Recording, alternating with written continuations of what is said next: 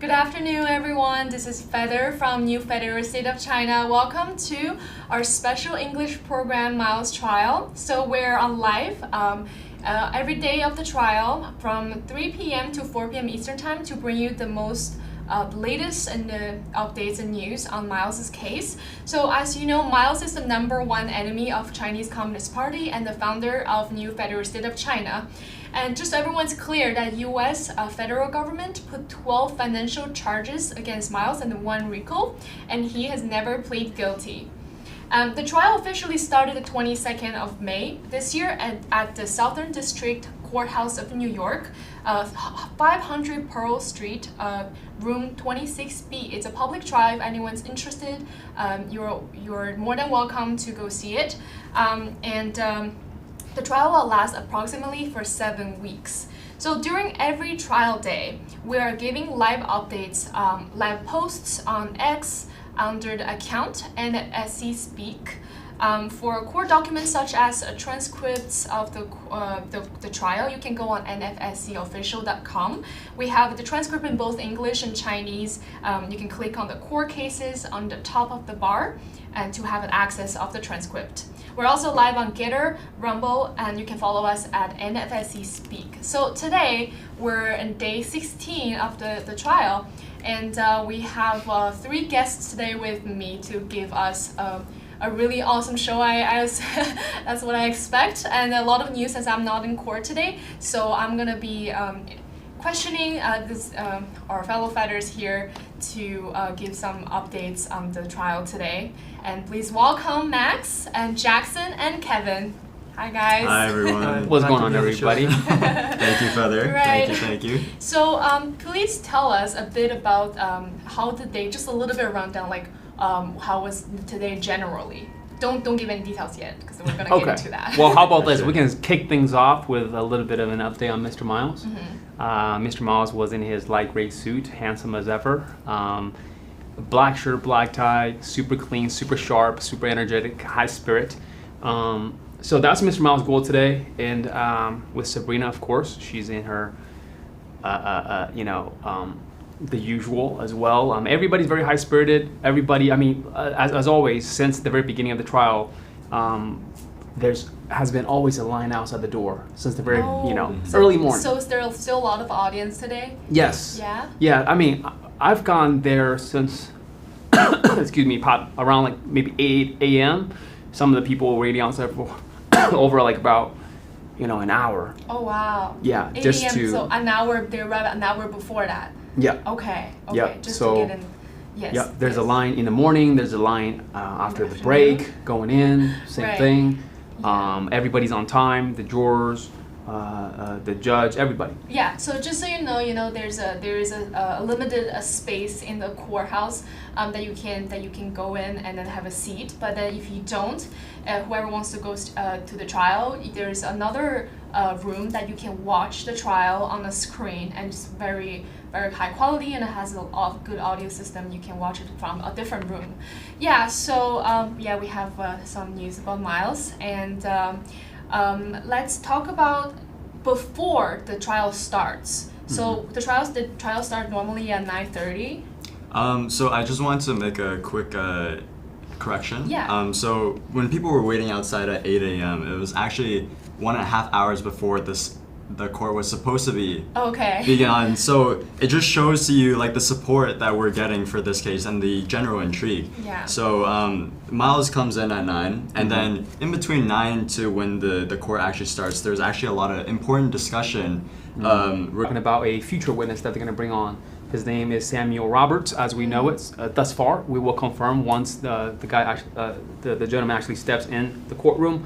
But with that being said, there's going to be a new gentleman by the name of Samuel Roberts, and he will be testifying in regards to H-Coin, HDO, the Himalayan exchange, for example, and the government team actually made it a point to say that this, excuse me, this witness will not be testifying on if H-Coin, HDO are cryptocurrencies, but rather, or if Himalayan exchange is an exchange, but rather the legality behind, or because this gentleman is I believe.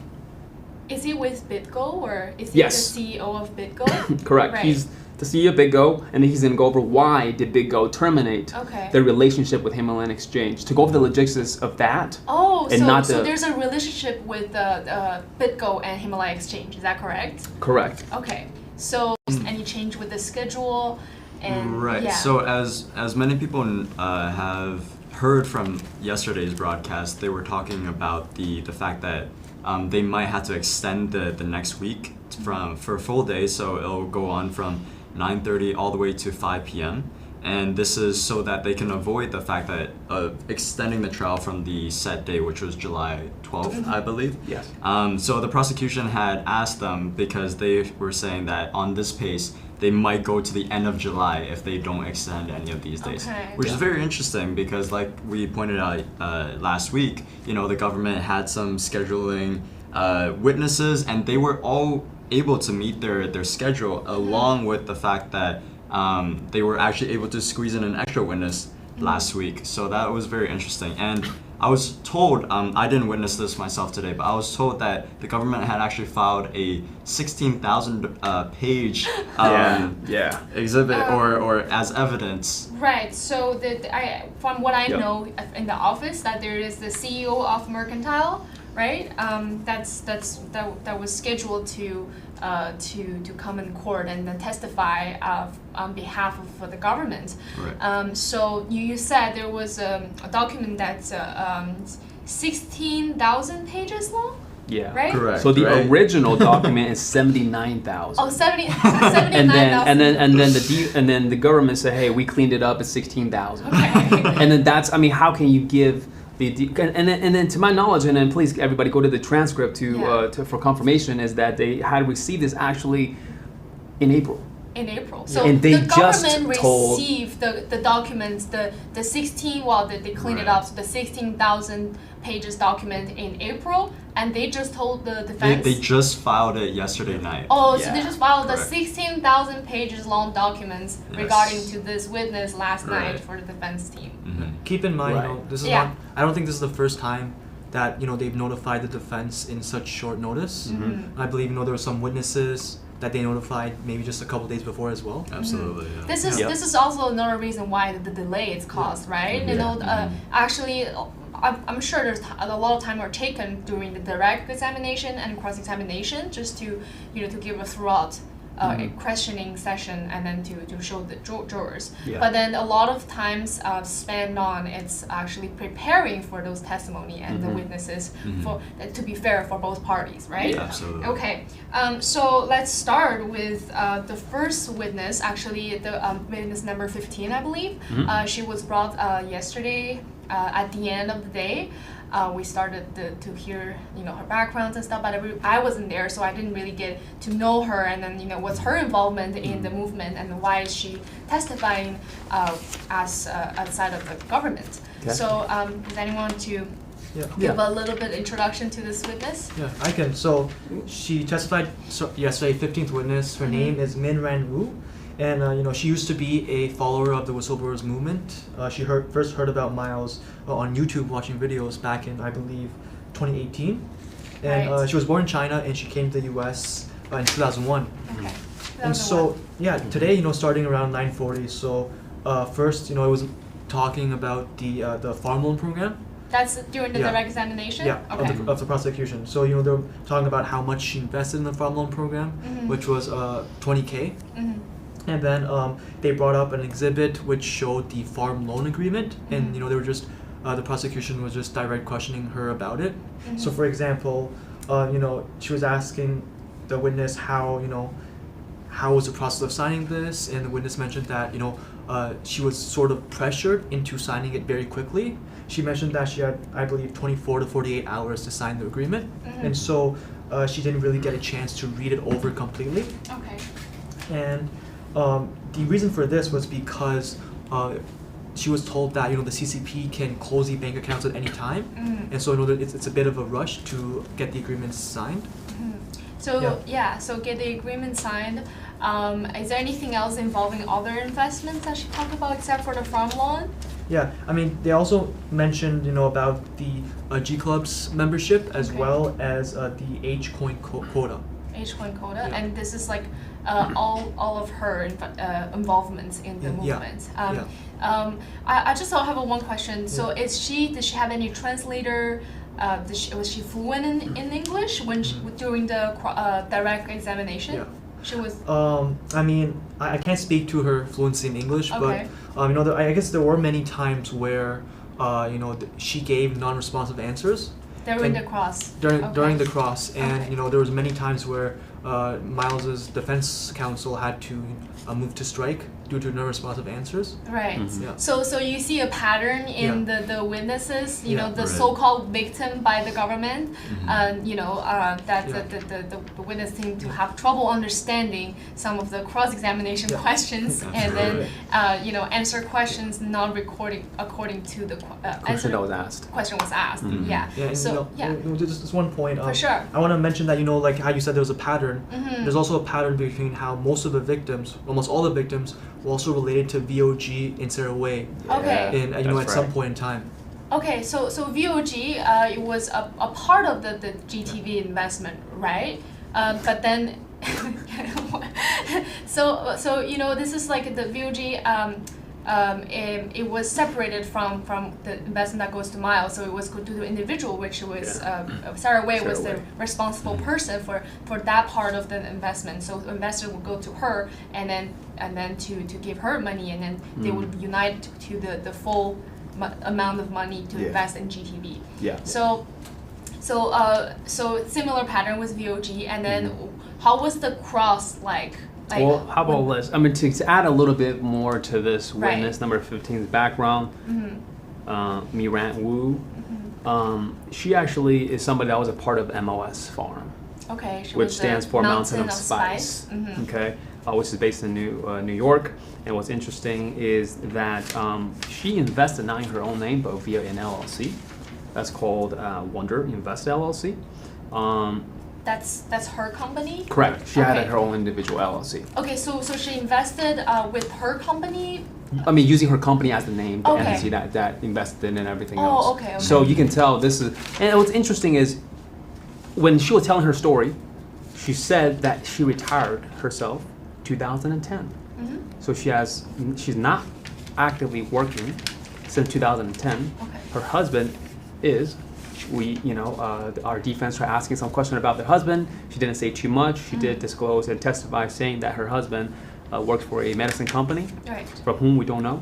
But with that being said, it's very interesting is because the farm loan agreement was between her and the MOS farm.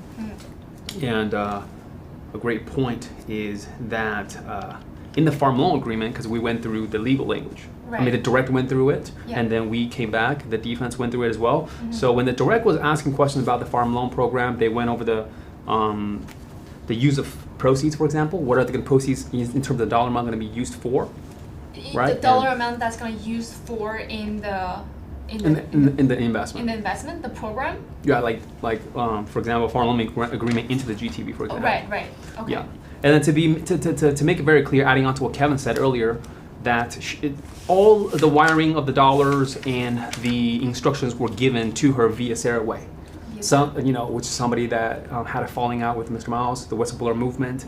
So we have to make that distinction, that separation from that person. So none of the documents she signed or the money she sent, the account of the money she was sent to was directly related to Mr. Miles Guo, right? It's Correct. all with Sarah Way. Sarah Way. Yes. Okay. The entity set up by Sarah Way. Yeah, the entity set up by her. And today we actually made a very, very important discovery for the court. I don't know if it was brought up before today, but it was actually the lawsuit brought up against Sarah Way by the Moss Farm.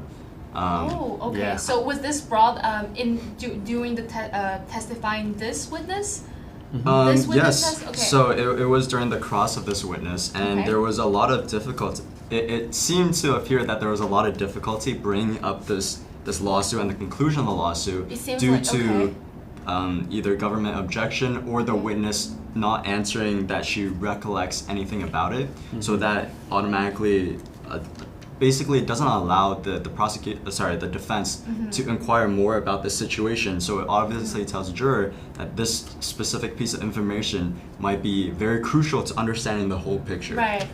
It's same thing with David died, and then the thing that happened, and then the farm and the whole movement, and also from our side, the Miles' side was like kind of it's separating and distinguished, and we're suing them because they did something wrong. It's not lawful, so we have to like do something against it because they're the ones that actually stole the investor money and then run away with it, and then we were taking legal actions against them, right? The lawsuit was to sue Sarah Wei for stealing money from the investors, and it was brought on by all of the Himalayan farms against Sarah Wei and her farm, right? Right. Yeah, and from what I understand, when she was during her time in MOS, she was actually in the translation group that worked on the lawsuit, translating those documents against Sarah Wei. So that's a very, very interesting thing because she also testified that she didn't remember much about the thing, but she's actually in charge of translating all the legal logistics. Wow. And she mentioned that it was in Texas, right? But I mean, if she was part of VOG, she'd know it was in Phoenix, right, in Arizona. So I just like right after she answered where was it, she answered Texas, and then the defense moved on. Right. So I mean, obviously she can't recollect or anything, right? Right. And during the direct, still, when Mr. Ferguson asked her to go over some of the financial spreadsheets. Right. Okay. What's interesting in this, I'll bring up a couple points, is that when it comes to the spreadsheet, she testified in court saying that it was put together from the screenshots sent to her via Sarah Wei. Okay, very interesting. So she created a spreadsheet based on screenshots that was sent to her via Sarah Wei, which is this lady that had the falling out with Mr. Miles, with the movement and everything else. So they went over a bunch of that, some of the transactions and whatnot. Why is there a little question mark here and this and that? Which is very interesting. And here's something to mention. We're talking about the lawsuit right against Sarah Wei. What's interesting is that she actually signed a non-disclosure agreement, an NDA, to not to disclose any of these the information, for example, the spreadsheet, and all of these. So none of this. This spreadsheet it's disclosed between her and Sarah Wei. No. She the NDA. She was not supposed to leak it to anybody in the public. Okay. Right, and then she gave it to the government, for example. Right. There's the same thing that happened with the witness 10, which was there was a translation document to the lawyer. It was have to be completely disclosed, and then between the lawyer, and then it's also apparently presented in court as an evidence. And if you can correct me if I'm wrong, but this was actually something that was mentioned before the trial had begun today. This was an argument brought up by the defense that because of the NDA, like these evidence shouldn't be permitted. But eventually it went through. And I just want to point out the importance of the government really wanting to bring this piece of evidence through is because other than this piece of evidence, I feel like she is a repeat victim witness, just like the ninth witness, Jenny Lee, right? The VP witness. Sorry. Was it the ninth witness? Yes, Jenny Lee. Yeah. So the things that she were talking about were the exact same things, if not for this one piece of evidence that she signed an NDA for. Because they were trying to paint the picture of where's the money going, why is it going here, why is it going there. Okay. And it was basically a reiteration of the same victim story of how she invested funds. Funds were seized because of either CCP influence or Sarah Wei. Something happened to her funds. She wouldn't disclose the fact that she actually profited from H-Coin. Okay, so she believes that. Does she believe that the CCP is infiltrating the system, and therefore some of the money are seized? Right. And some part is because she never. I don't. To my recollection, and everybody can confirm via the transcript, is that whenever she's always asked, she will always dance around the question. Okay. She will always dance around the question. And the judge, again, today had to say, hey, if you're asked what your favorite color is, you would tell what your favorite color is. You don't tell everybody your favorite flower is the rose, right? It's something that Judge Torres said in the court.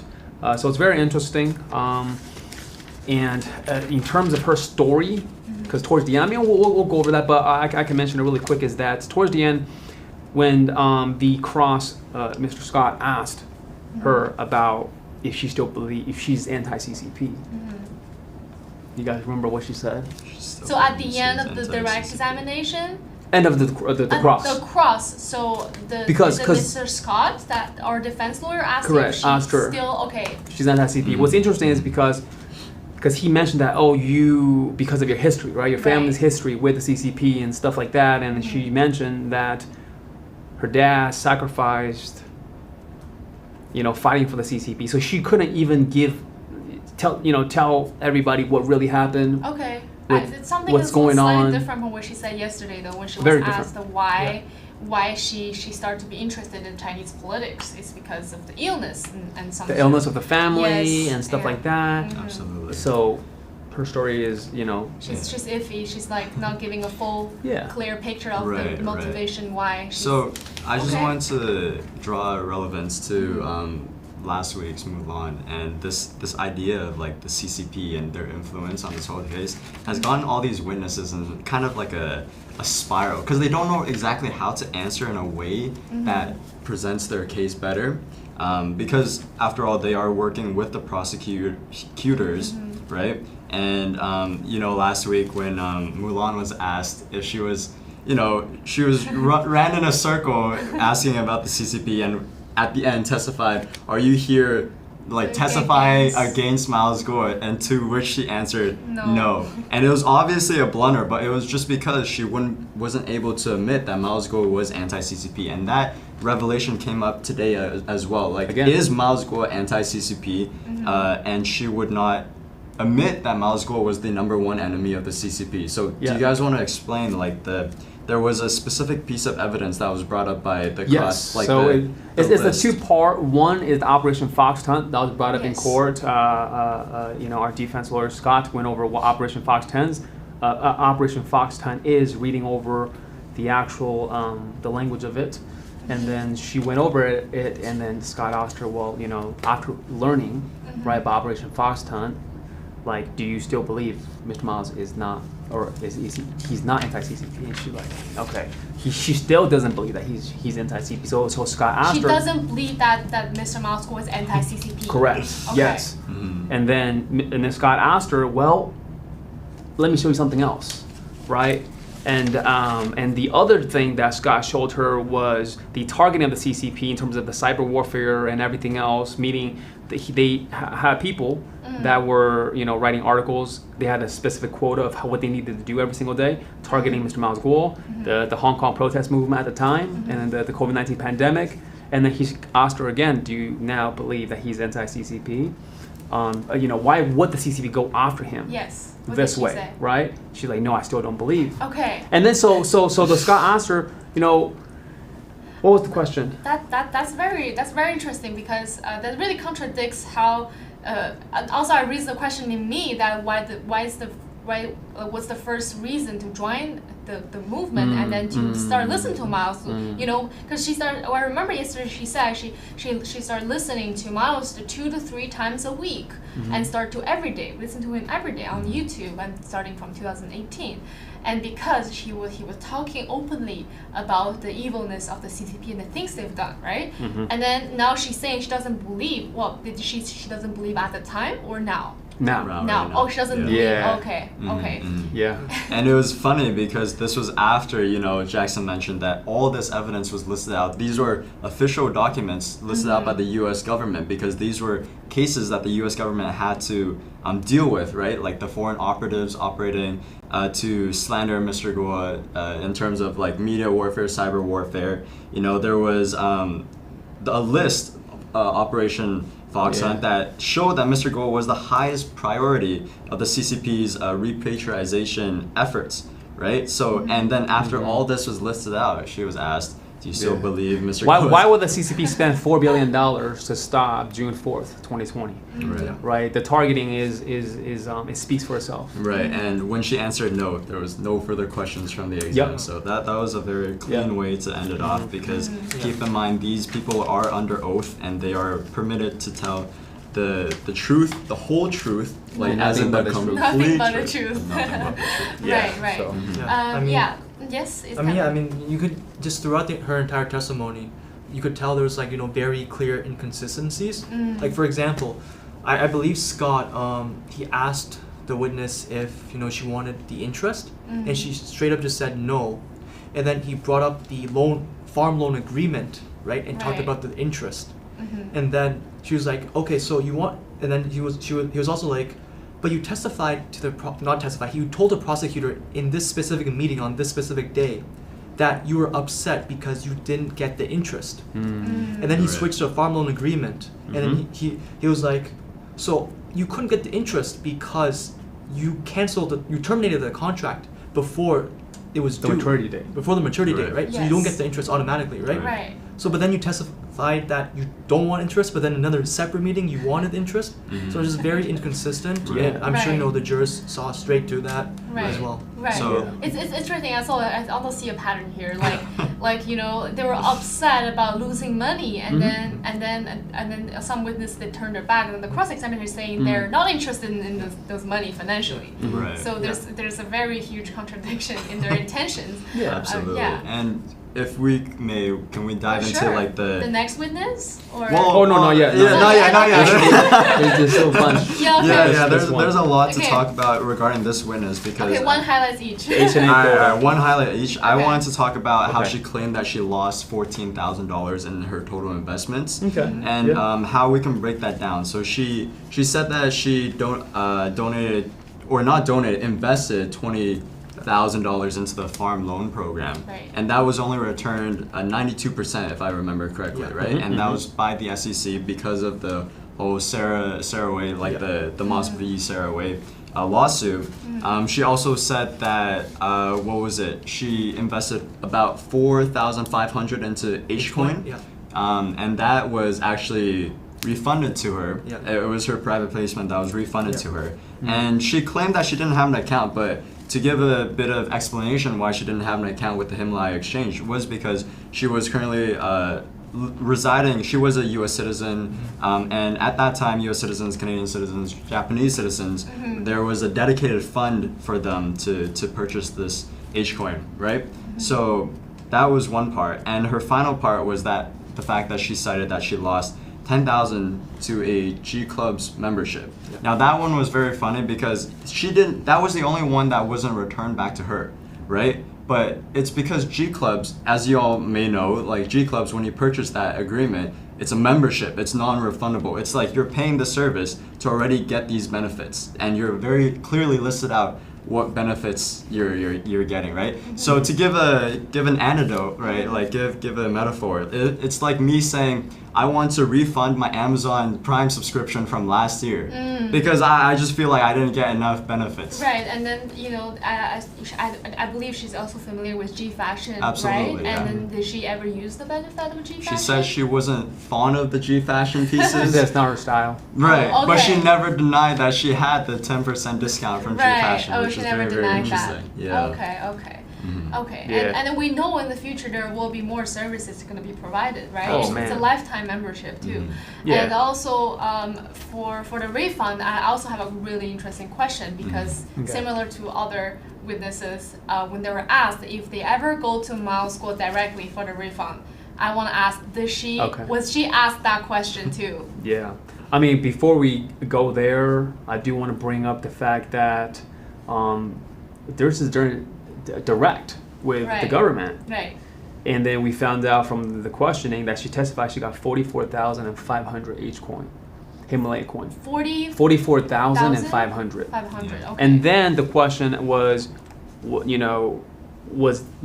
how, right? How did you get this much? Because your investment is so low. Yeah. And how did you get this much, H-Coin? And allocated to her for her to purchase, and it's very interesting. And even our defense lawyer Scott asked her how, right? Like, what does it pertain to your volunteering? She couldn't even answer that, right? She was dancing around that question of how was she allocated this money, and she finally said that it seems like if they like you, they give you more. Okay, so right? For free. It's like 44,000 H-Coin. If you guys go and take a look.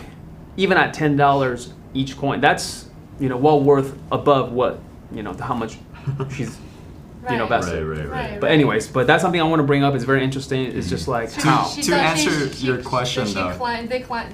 Did she declines to answer the question like how she get the money by she was saying very that difficult with that one. Because they like me. Yeah. So, but to answer your question, she did not go to Mr. Miles. She did not go to Miles. Okay. She went to Sarah Way. She went to other farm volunteers, but never to Mr. Miles directly. Right. So was it her legal conclusion that if it's terminated with Sarah Way, you can't go to Miles? Yeah. I don't know how does her understanding go. That lead to this result. Right. Okay. Shall we move on to the next witness? Kevin? Yeah. Witness number 16. Yeah, for sure. Yeah. Okay. So witness number 16 was a familiar face actually. Okay. It was FBI agent Miss Espinoza, and she appeared before, right? Yeah, I remember she was a forensic accountant for FBI. Okay.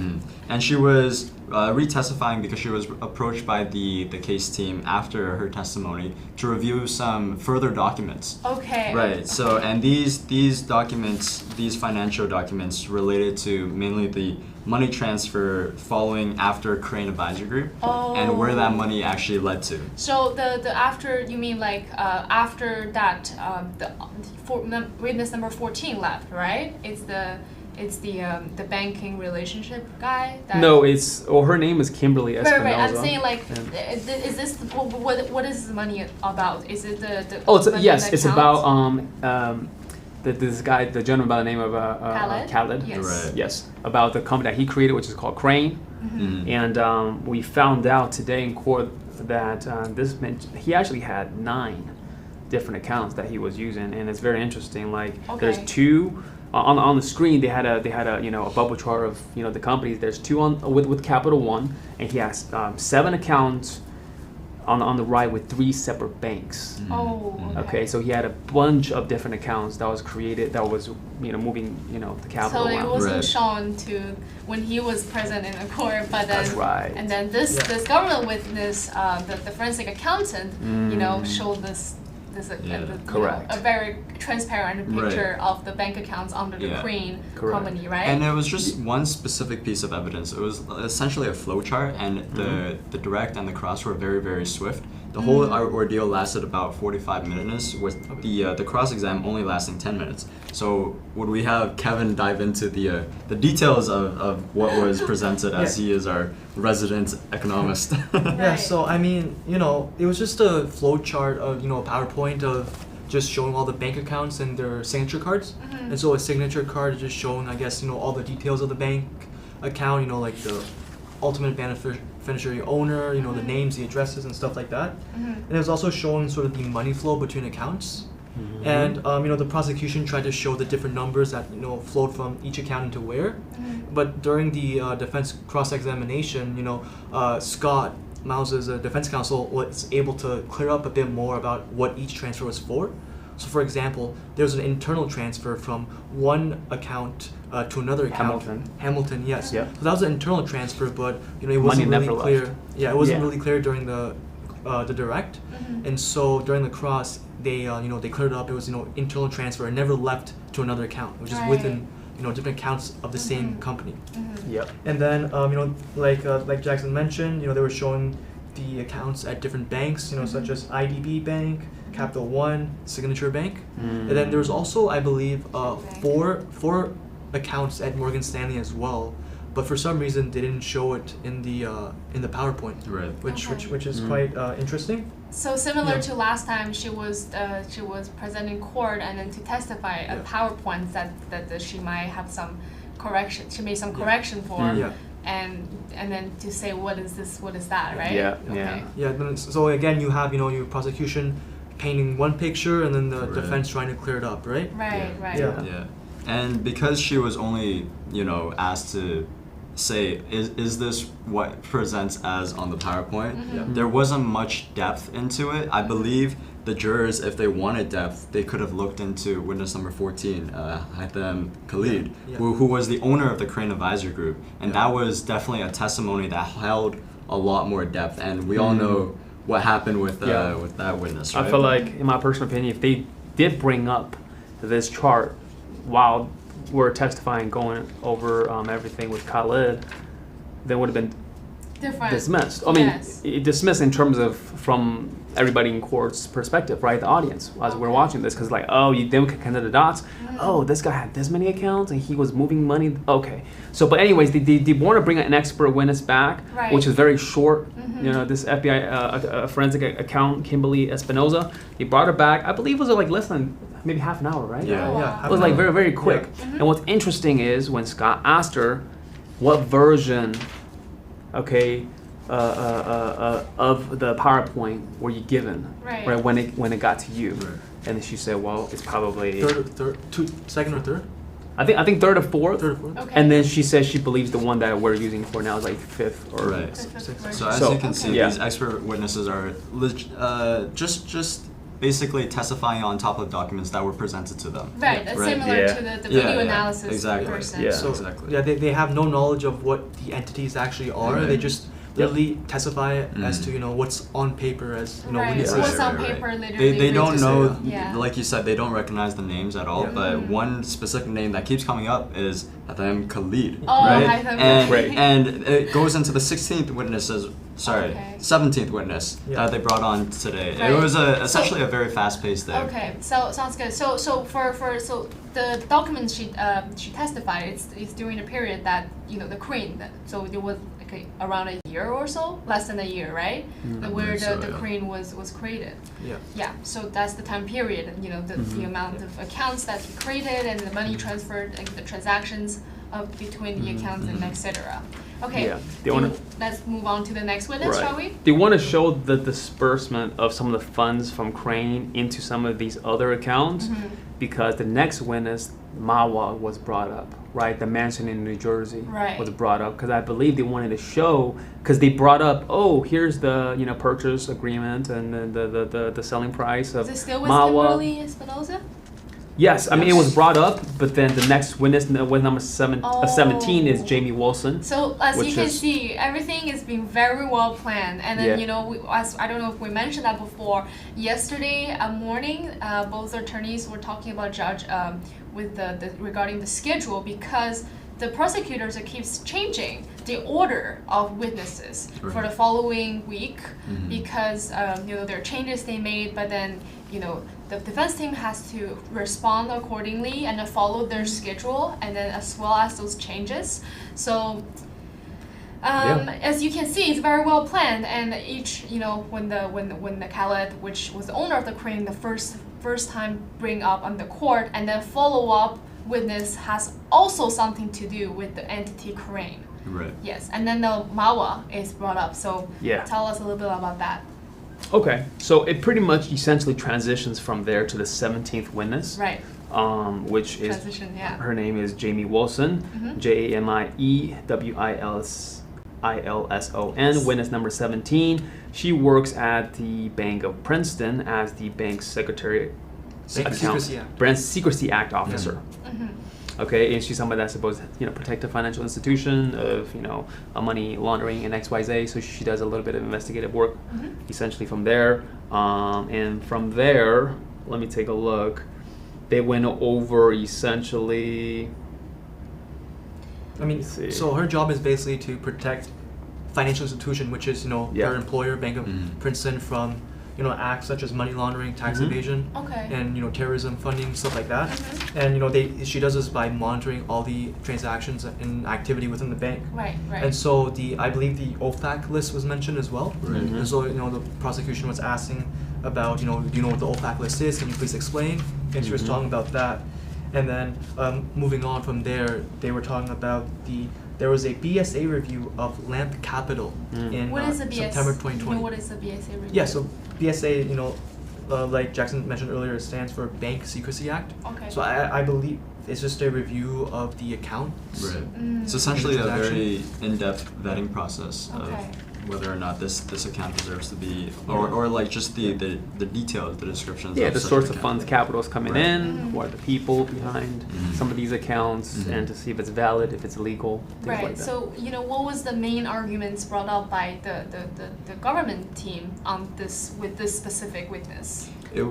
Well, I think it was basically a whole link, just like how they've usually been doing it, to link Lamp Capital with the Crane Advisory Group, and link it all the way back to Mr. MILESGUO through all these financial wire transfers and whatnot. Because when she conducted the BSA on Lamp Capital, there were a few red flags that she found, and that was one of their main arguments, that Lamp Capital was an anomaly. Basically, it was.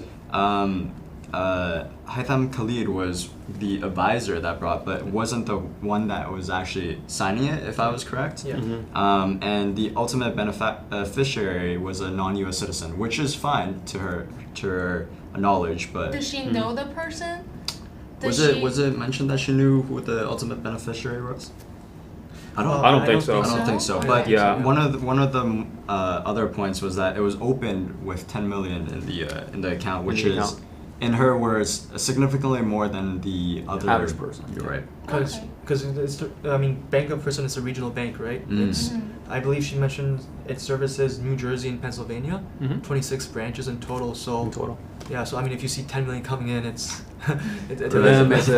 just like Khaled said, right? With the past witness, when he found out that Yvette at the time was a large client. Yes, he was trying to get the balance and the credits that with large balance, so they want to keep such client in their bank, right? Yeah, that's right. Is there what was the how did the defense team do in terms of? So we actually didn't start the cross. It's all direct because so what's happening this week? The schedule is that the trial has actually been extended to go to 3 p.m. Right. Our lunch or the first break, instead of ending at 11:30, is ending at 12. So everything has been extended this week, including next week is possibly a full day of a trial next week from, I think, the new schedule, I believe, because the judge most likely will tell us on Friday as to what it is. So we'll find out tomorrow. So yes, okay. So basically, we don't know about the new schedule is gonna be like. Yeah. Well, one option the judge did mention yesterday was that we go from 9:30 until 1.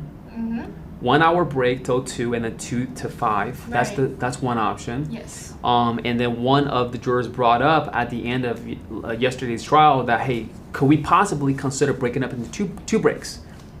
Right. So a break earlier during the day, a break later in the evening. But either way, we'll find out tomorrow most likely. Okay, so they're suggesting to have 2 breaks of half an hour's break.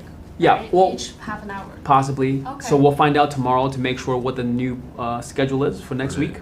But in terms of today, with this witness number 17, by the time we left, right, Kevin, it was around 2:30ish. So there's still a good half an hour. Right. So the gist of it is that right now, when we're reporting, we actually don't know the conclusion of the day for the court. So the viewers, I hope you guys turn in tomorrow to catch the ending of the conclusion of today's trial, and it will most likely be the same for next week as well, considering if we're setting it to 5 p.m. Right. By the time that we're reporting, we're essentially only reporting like 75%. Right. It was kind of, we had more witness than we expected because in total of 16 witnesses, that's non-government witnesses. It's gonna testify on behalf of the government. That's gonna, I'm not sure how much we have now, like that's like the witness that's non-government witness, but then we still have a lot of seems like we have a lot of government witness at this point. And the one that brought up today was the previous one that's already been testified in court for new documents, and that's been edited, right? So in terms of the schedule, we're gonna get back to everyone next week. It's gonna be a longer longer trial day, and then but we on Wednesday I think it's break, right? Yeah. It's break Yes. time. Okay. Yeah. Next week our schedule is Monday, Tuesday, Wednesday is no trial, and Thursday, Friday. So everything is and just to go back to the very beginning when we first started today's show, we were talking about before the trial started today. They're going over the future witness, Mr. Let me see, Samuel Roberts, I believe that's his name, and the 16,000 page document. So I believe whoever the next witness is, because you can tell between witnesses, right? Like Khaled, between all the different witnesses, they'll throw in, a government witness just to kind of like reset a little bit. Oh, right. Because it's not something that is very storytelling too much, and there's not something that the defense can come back to cross too much in terms of what's really going on. It's just confirming some of these numbers, the dates and whatnot. It's more of a reset in my personal opinion, and they might throw these things in between the different witnesses that they're going to bring on. So I believe the next one might be somebody that's going to be very interesting. I mean, we'll find out. Everybody tune in, till tomorrow to find out what's going to happen to this lady, Jamie Wilson. Right, as I said, it's really, really well planned. And I think, and then, we spent 2 days, 2 days and a half questioning Khaled. And then from what he gave to the court and from what he gave to everyone, it's going to lead into a lot of witnesses that's related to his testimony. Absolutely. And this is like, this is the arguments that the government uses to go against the Miles. Right. And do you guys see a pattern between the witness that's a former fellow fighter or a government witness? So like Jackson said, these government witnesses are more so low risk, low reward kind of testimonies, because they're very shallow testimonies, just confirming numbers and whatnot. As we saw with other victim witnesses or with other witnesses that they brought in, like Hatham Khalid, they were a lot deeper into the story of like the G series, their connection and their involvement, which also gives the opportunity for the cross to dig deeper as to where their foundations lie in their testimony, right? So as I'm sure there was an impression on the jurors of how valid these testimonies were once the cross started digging in. So those witnesses were more high reward, but also very high risk, because their testimonies didn't stand exactly on a solid foundation, in my opinion, right? So I urge the people watching to go back and rewatch like the testimony from Mr. Khalid, who was in charge of the Korean Advisory Group, to have a more full understanding of what the government is trying to portray in terms of the witnesses that follow. Right? Yes, you can always go on nfscofficial.com for the official transcripts of the court, and from there you can read a lot of details and then the question and answers of each witness, and for each day we have both English and Chinese. And is there anything else you want to add before we end the show today? I mean, there's also a pattern how, like Max said, usually the government witnesses, especially like the FBI agent and others, their direct and cross are much shorter because, like you said, they're more shallow testimonies. And so I believe that for the 17th witness who works at Bank of Princeton, it's possible that it'll end tomorrow morning, and then maybe we'll see if there's another government witness for tomorrow afternoon. And if not, I believe it's time for the defense to call up their witnesses as well. Absolutely. So you think that the extra time that we're gonna have next week is gonna help maybe avoid the delay of the trial?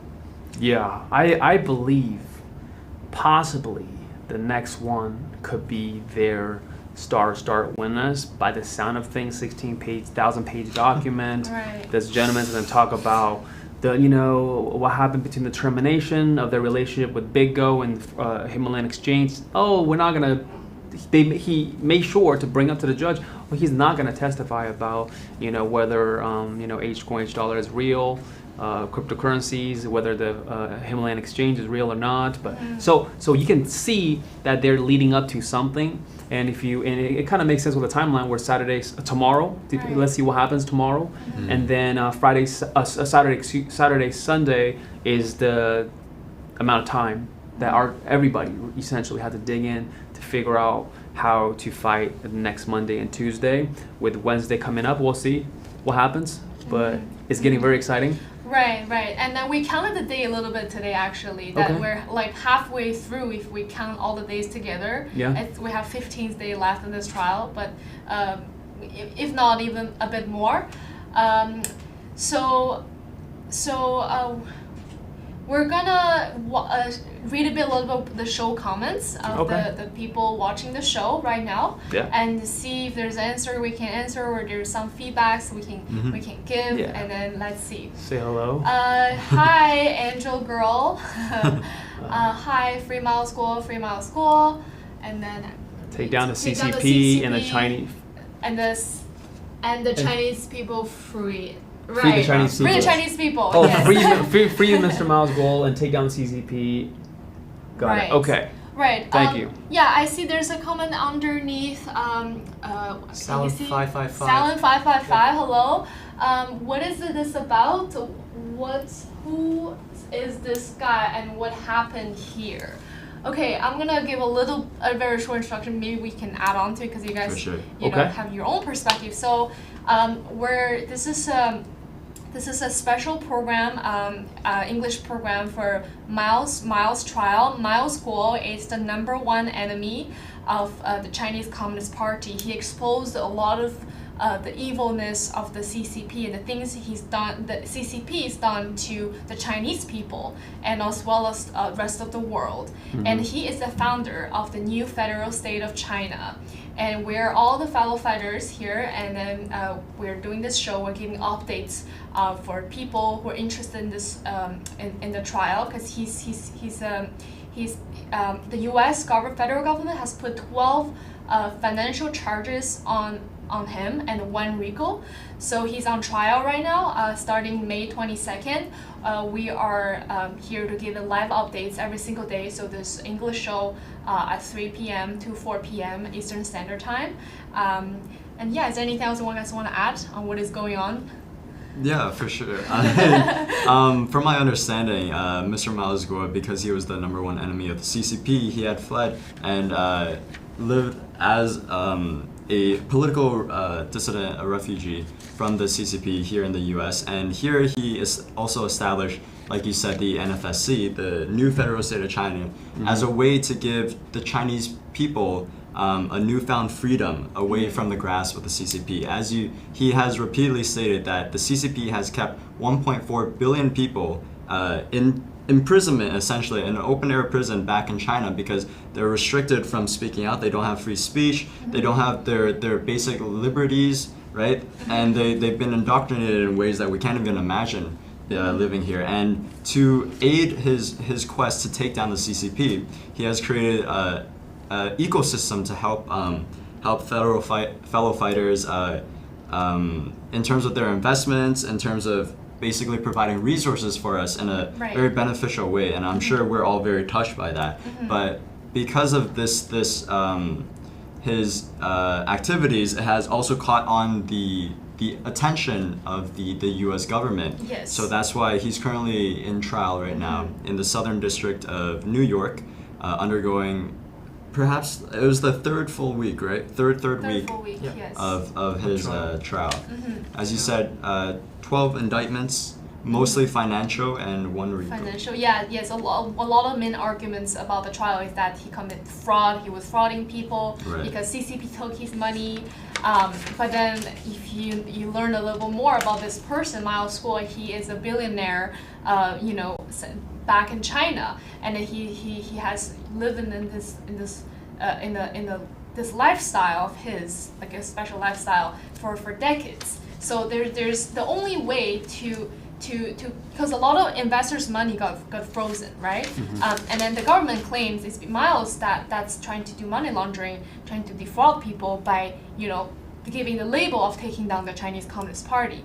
But then the only way to get the money, defroze the money, is to take down the Chinese Communist Party, right? Is there anything you want to add in terms of the government's involvement in the movement right now? I know we're very limited on time, so I do want to say that Mr. MILESGUO can live a very luxurious life without doing any of this work, without taking on the heat of the Chinese Communist Party or any heat. He can live a very luxurious life, but he chose this mission of taking down the Chinese Communist Party, giving the Chinese people, the innocent, kind, peace-loving Chinese people, an opportunity, as another option. Because as we know, the CCP in China only it's a one-party governed country. Yes. Unlike America, there are multiple options, right, for everybody.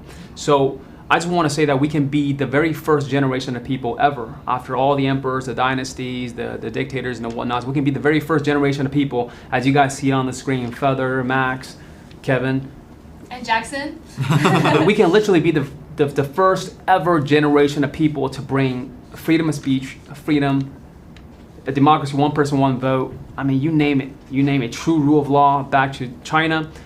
And it's just so important because 2017, Mr. MILESGUO blew the whistle on the 13579 bioweapon plan to the FBI. And as we know what 1357 bioweapon plan is, which is the pandemic, the virus, right? The vaccine disaster that's on the horizon. I'm sure there are many people that have been, millions of you guys that are watching, that have had negative effects from the pandemic, from the virus, has lost a loved one. So with that being said, knowing that the CCP is the one that's behind it all, that put out this bioweapon, and we're still in the midst of it, right? And it's not the end yet. So that is the ultimate, in my personal opinion, the crime against humanity at the highest level.